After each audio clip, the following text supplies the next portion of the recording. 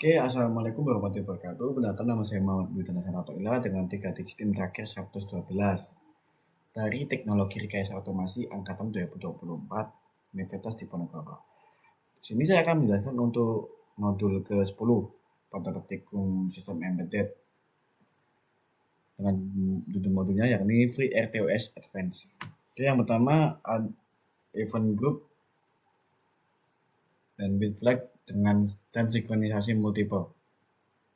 Event group memungkinkan setiap bit dalam sebuah variabel integer bertindak sebagai penanda event independen yang dapat dipantau secara individual maupun kombinasi oleh satu atau beberapa task. Mekanisme ini jauh lebih efisien dibanding menggunakan multiple semaphore atau queue terpisah. Karena satu objek event dapat mempresentasikan hingga 24 event sekaligus. Task dapat menunggu hingga satu bit tertentu, beberapa bit tertentu, atau seluruh kombinasi bit terset sebelum melanjutkan eksekusi dalam sistem multi MCU. Event group dapat didistribusikan melalui protokol komunikasi seperti UART sehingga sinkronisasi terjadi secara transparan antar MCU. Lalu membuka peluang arsitektur terdistribusi yang real-time dan deterministik. Oke, lanjut teman-teman. Ada software timers, timer non-blocking periodic, dan control task daemon. Software timer dijalankan oleh task daemon timer khusus yang mengelola eksekusi callback sesuai jadwal, sehingga tidak memblokir atau menghambat eksekusi task lain yang sedang jalan. Timer dapat dikonfigurasi sebagai periodik yang berulang secara otomatis atau one shot. Lalu juga memberikan efek fleksibilitas tinggi dalam penjadwalan. Kontrol timer seperti start, stop, dan reset dapat dilakukan dari task maupun ISR menggunakan API yang aman. Mekanisme ini memungkinkan implementasi timeout, polling, periodik, dan develop processing secara bersih tanpa menggunakan delay blocking, dan menjaga responsivitas seluruh sistem multitasking secara efisien. Lanjut, ada task notification dan signaling lebih ringan dan pipeline data. Task notification adalah fitur built-in VRTOS yang memungkinkan pengiriman event atau data langsung ke task tertentu tanpa perlu membuat objek kernel seperti semaphore. Mekanisme ini jauh lebih cepat dan hemat sumber daya karena tidak memerlukan alokasi objek tambahan di head. Task notification mendukung berbagai pola penggunaan sebagai pengganti binary semaphore, counting semaphore, event group sederhana, maupun pengiriman nilai 32 bit langsung ke task dengan latensi yang sangat rendah. Task notification ideal untuk membangun pipeline data antara task secara efisien. Notifikasi dikirim langsung tanpa pencarian objek kernel sehingga meningkatkan performa dan efisiensi komunikasi secara signifikan dalam sistem embedded real time. Oke, lanjut. Varian semaphore sendiri ada binary, counting, and mutex dengan priority inheritance. Pertama ada binary semaphore. Binary semaphore hanya memiliki dua kondisi, teman-teman, tersedia atau tidak tersedia, digunakan untuk signally on atau off, sehingga antara task atau dari ISR ke task sangat efisien untuk memberi tahu task bahwa suatu event telah terjadi seperti data diterima atau tombol ditekan, dan memiliki konsep kepemilikan sehingga task manapun dapat memberitahu mengambil semaphore. Kemudian ada counting semaphore, teman-teman. Counting semaphore sendiri menyimpan nilai numerik yang memiliki jumlah sumber daya atau event yang tersedia, berguna saat beberapa instansi resource tersedia secara bersamaan, seperti slot buffer atau koneksi yang dapat digunakan oleh banyak task. Kemudian ada mutex and priority inheritance, teman-teman. Mutex atau mutual exclusion melindungi akses ke resource bersama agar hanya satu task yang mengakses pada satu waktu. FreeRTOS Mutex dilengkapi mekanisme priority inheritance. Jika task priority tinggi menunggu Mutex yang diberikan task prioritas rendah, prioritas task pemegang Mutex dinaikkan sementara untuk menjaga priority inversion dan memastikan resource segera dilepas. Selanjut, ada memori manajemen heap dari 1 hingga heap 5. Pertama ada heap 1 dan 2. Heap 1 adalah alokator statis sederhana tanpa fungsi free. Sangat minim overhead dan cocok untuk sistem yang tidak membutuhkan dealokasi. Kemudian untuk heap 2 menyediakan malloc dan free dengan kemampuan penggabungan blok bebas yang berdekatan, mengurangi fragmentasi ringan. Kemudian ada heap 3, heap 4, dan heap 5 teman-teman.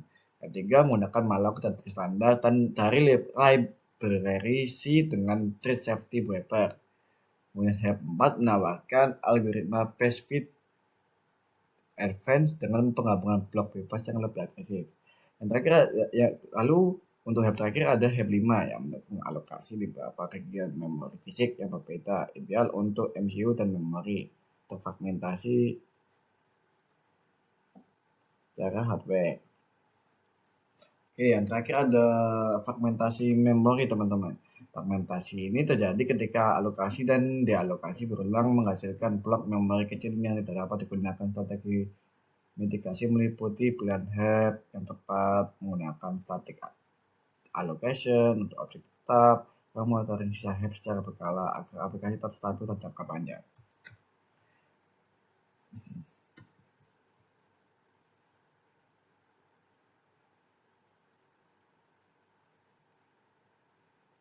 Oke, kemudian ada static allocation dan task dan QU tanpa heap dinamis. Static allocation memungkinkan task QU dan objek RTOS lainnya dibuat menggunakan buffer statis yang sudah dialokasikan pada waktu kompilasi, bukan saat runtime ya teman-teman. Dengan pendekatan ini tidak ada ketergantungan pada heap dinamis, sehingga risiko kegagalan alokasi memori saat aplikasi berjalan sepenuhnya dihilangkan. Sistem menjadi lebih deterministik karena ukuran memori yang digunakan sudah diketahui sejak awal. Pendekatan ini ideal untuk aplikasi safety kritikal seperti sistem kendali industri, perangkat medis, sistem avionik yang memerlukan keandalan tinggi dan prediktabilitas penuh pada sistem embedded dengan memori terbatas. Static allocation juga memudahkan proses sertifikasi perangkat lunak karena perilaku memori dapat diverifikasi secara statis. Oke, lanjut ada critical section yang di sini dibagi ada 3 teman-teman, ada task critical section dan muted. Kemudian ada trade-off dan best practice. Critical section diimplementasikan dengan memanggil task enter critical sebelum kode kritis task exit critical setelahnya. Selama blok ini semua interrupt diaktifkan sementara sehingga eksekusi berjalan secara atomik tanpa gangguan dari task lain maupun ISR. Kemudian ada critical section, this is mutex. Berdasarkan dari mutex yang memblokir task dan mengizinkan schedule berjalan, critical section tidak melakukan blocking sama sekali teman-teman. Mutex cocok untuk proteksi resource yang membutuhkan waktu lebih lama, memberikan task lain berjalan. Critical section hanya untuk operasi yang sangat singkat karena interrupt dinonaktifkan selama blok berlangsung. Kemudian yang ketiga ada trade-off dan best practice teman-teman. Penggunaan critical section harus seminimal mungkin karena menonaktifkan interrupt dapat mengganggu responsivitas sistem dan menyebabkan jitter pada task real time. Gunakan critical section hanya untuk proteksi data bersama menggunakan akses atomik cepat seperti update variabel global. Kemudian untuk short research lebih kompleks atau lebih operasi panjang, gunakan mutex atau mekanisme sinkronisasi lain agar sistem tetap responsif dan aman. Ada task suspension atau vitas suspend dan vitas resume. Vita suspend menghentikan eksekusi sebuah task secara manual hingga Vita resume dipanggil. Task yang disuspend tidak menggunakan CPU sama sekali, berbeda dengan task delay yang dapat melibatkan scheduler.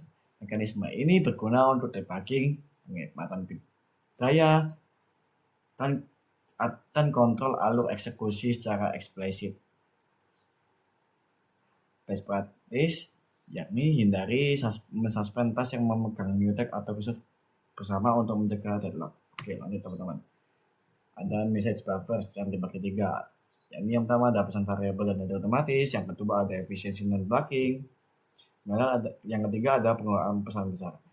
Message buffer mendukung pengiriman pesan dengan panjang variabel. Setiap pesan secara otomatis ditambahkan header yang menyimpan informasi panjang pesan, sehingga penerima dapat membaca data dengan tepat tanpa perlu mengetahui ukuran sebelumnya.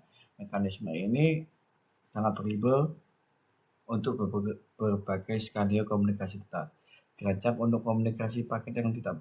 Kemudian ada efisiensi non-blocking yang dirancang untuk berkomunikasi data paket dan tidak bukan tetap antar task maupun dari ISR task. Message buffer menjamin keamanan data dengan mekanisme non-blocking yang memastikan task pengirim dan penerima tak saling menghambat, lalu menjaga responsivitas sistem secara keseluruhan dalam lingkungan multitasking. Kemudian ada pengelolaan pesan besar. Message buffer memudahkan pengelolaan pesan besar melalui format yang konsisten dan terstruktur. Data paket besar dapat dikirim secara utuh tanpa perlu dipecah manual oleh programmer.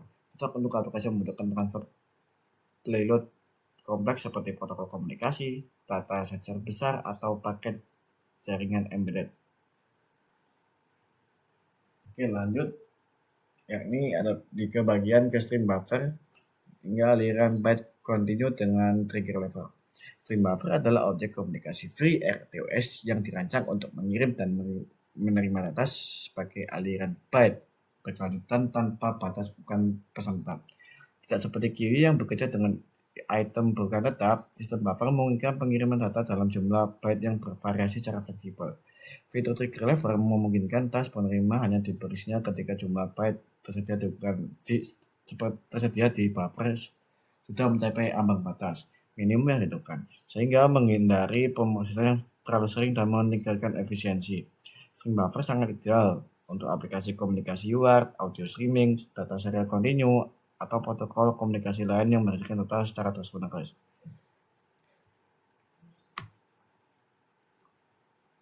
Lanjut ada QU sets, yakni memantai objek multiple QU dan semaput dalam satu task. QU set adalah fitur free RTOS yang memungkinkan sebuah task memantau beberapa QU dan semaput sekaligus dalam satu mekanisme tunggu. Dengan QU set, beberapa QU atau semaput digabungkan menjadi satu objek set, sehingga task memblokir pada satu titik dan akan dibangunkan ketika salah satu anggota set memiliki data atau sinyal tersedia. Ini menggunakan sebuah polling manual atau penggunaan banyak task terpisah hanya untuk memantau sumber event yang berbeda. Pendekatan ini sangat mempermudah sistem event driven yang kompleks, di mana banyak sumber event seperti sensor, komunikasi serial, dan sinyal kontrol harus direspon secara efisien. QU sets meningkatkan efisiensi eksekusi secara signifikan karena task tidak perlu aktif menunggu satu persatu objek secara berurutan, melainkan langsung beraksi terhadap event pertama yang tersedia dari seluruh anggota set. Oke, lanjut untuk bagian koordinasi multi MCU dengan free RTOS. Pertama ada protokol UART.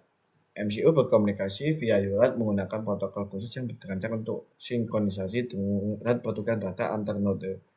Setiap pesan memiliki header identifikasi.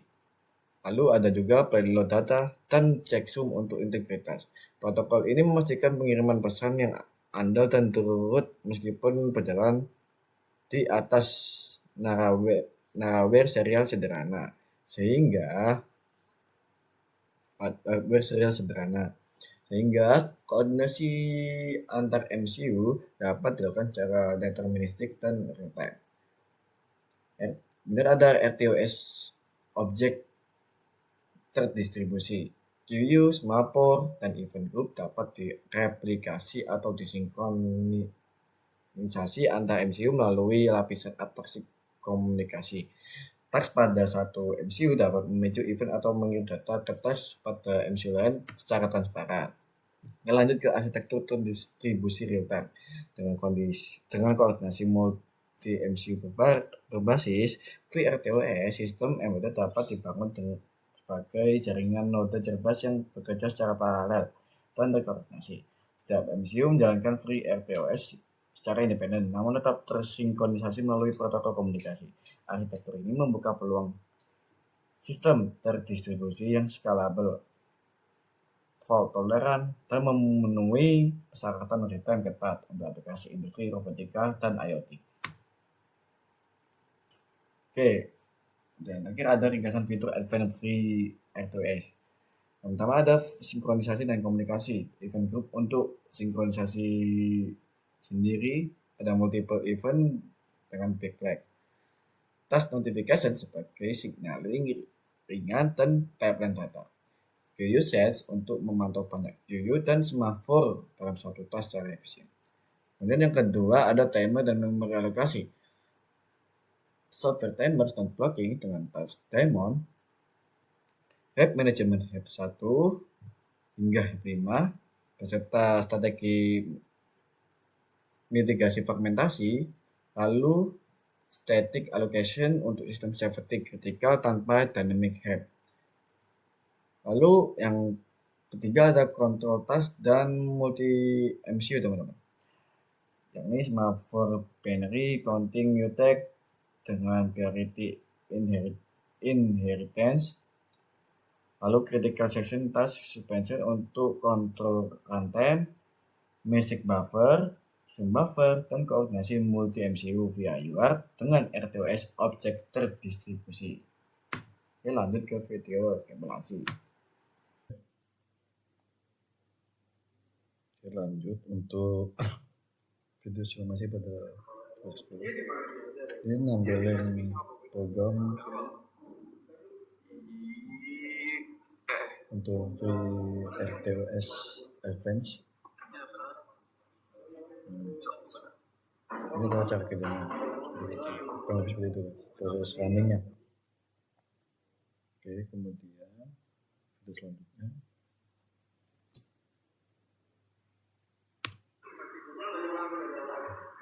Ini nampilin temperatur data dari yang telah diambil melalui ini di sini menggunakan sensor juga teman-teman. Ini temperaturnya berubah-ubah teman ya, karena suhunya berubah-ubah.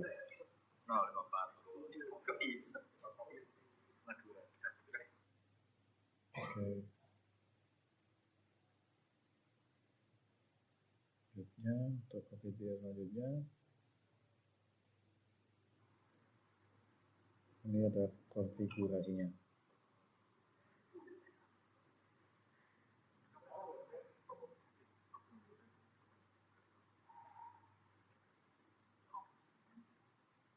Jadi ini untuk programnya, cara lengkapnya.